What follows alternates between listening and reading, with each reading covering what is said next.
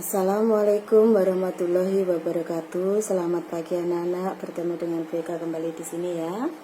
Dalam pertemuan kali ini Bu Eka akan menjelaskan tentang kelainan organ gerak pasif atau kelainan tulang dan juga kelainan otot pada manusia. Yang pertama, kelainan tulang yang pertama yaitu skoliosis, kifosis, dan lordosis. Yang pertama skoliosis. Skoliosis adalah keadaan tulang punggung bengkok ke kiri atau ke kanan membentuk huruf S. Penyebabnya karena kebiasaan bersikap dalam posisi miring. Yang kedua adalah kifosis. Tulang punggung bengkok ke belakang. Seperti ini ya. Penyebabnya karena kebiasaan membungkuk. 3. Lordosis. Lordosis tulang punggung bengkok ke depan. Penyebabnya karena kebiasaan sikap terlalu tegak saat duduk. Nah, berikutnya yaitu osteoporosis. Osteoporosis atau pengeroposan tulang. Keadaan di mana penghancuran tulang lebih cepat daripada pembentukan tulang. Penyebabnya 1. Tubuh tidak mampu menyerap vitamin D dan kalsium secara normal. 2. Menurunnya kadar hormon estrogen setelah menopause, biasanya terjadi pada perempuan. 3. Karena kurang olahraga. Nah, berikutnya yaitu rachitis. Rachitis kelainan di mana kekurangan vitamin D dan kalsium terjadi pada anak-anak. Fungsi vitamin D. Vitamin D berfungsi membantu penyerapan kalsium dan fosfat dari makanan yang dilakukan oleh usus. Berikutnya yaitu kekurangan vitamin D. Kalau kekurangan vitamin D bagaimana? Menyebabkan tubuh kesulitan menjaga kadar kalsium dan fosfat. Itu. Yang keempat yaitu fraktura atau patah tulang. Itu biasanya disebabkan oleh kecelakaan atau benturan yang sangat keras. Fraktura ada dua macam. Fraktura tertutup, di mana patah tulang tidak sampai merobek otot.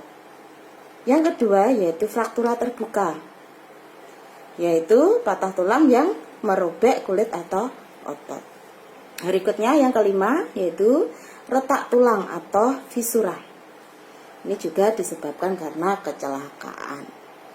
Itu kelainan pada organ tulang atau kelainan pada tulang. Berikutnya adalah kelainan pada organ gerak aktif atau kelainan otot. Yang pertama polio. Polio itu di mana mengecilnya otot akibat virus polio. Dapat dicegah dengan imunisasi pada saat bayi. Jadi imunisasi polio ya. Nah, gejalanya bagaimana? Gejalanya sakit tenggorokan, demam, nyeri, dan kaku otot hingga yang paling parah yaitu menyebabkan kelumpuhan otot. Bagaimana penanganan untuk penyakit polio? Yang pertama yaitu memberikan obat antibiotik dan anti nyeri. Memberikan alat bantu pernafasan dan juga fisioterapi. Kelainan otot yang kedua yaitu hipertrofi.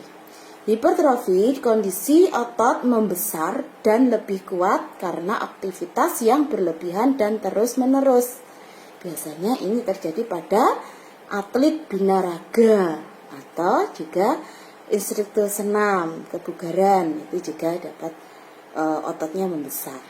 Nah, hipertrofi. Yang ketiga yaitu atrofi. Atrofi di mana otot mengecil atau kehilangan kemampuan untuk berkontraksi. Penyebabnya apa? Karena penyakit poliomielitis yang merusak sel saraf otot. 2. Bisa juga disebabkan karena terlalu lama berbaring di tempat tidur. Ya, karena dia sakit, lama berbaring di tempat tidur, akhirnya menyebabkan atrofi atau mengecilnya otot. Yang keempat yaitu stiff atau kaku leher. Kaku leher atau stiff yaitu kelainan peradangan otot trapesius leher. Penyebabnya karena salah gerak. Bisa juga karena gerakan yang menghentak secara tiba-tiba.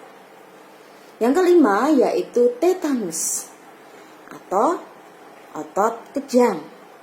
Ini dikarenakan infeksi bakteri Clostridium tetani.